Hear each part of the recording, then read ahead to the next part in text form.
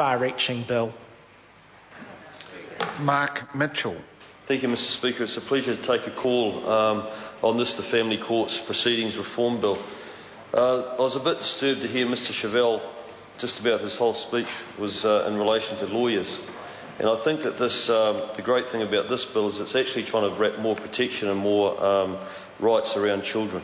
And I think in this country there has to be a strong focus on children and children's rights, because there are some social issues that we are facing. The bill does aim to ensure a modern, accessible family justice system that is responsive to children and vulnerable people and is efficient and effective. In response to serious concerns that were raised by court users, including the public, judges, lawyers and counsellors, Cabinet directed the Ministry of Justice to undertake a review of the Family Court in April of 2011.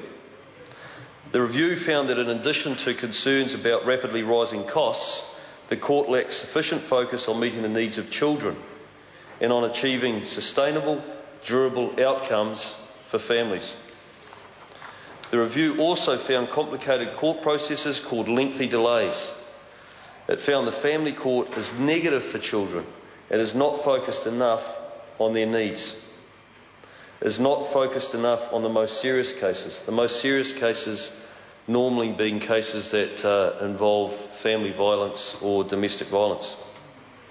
So it's all about improving the court's response to domestic violence. The bill better supports vulnerable people, including through improving responsiveness to domestic violence, and I think this is a very important part of the bill, is expanding the definition of psychological abuse in the Domestic Violence Act 1995 to include financial and economic abuse.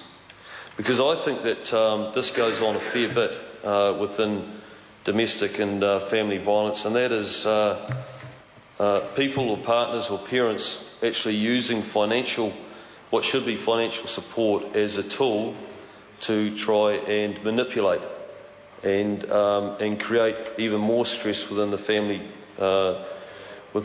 unit.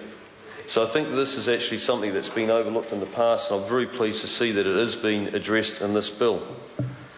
This legislation responds to concerns raised by the public, judges, lawyers and counsellors during a very comprehensive review of the Family Court.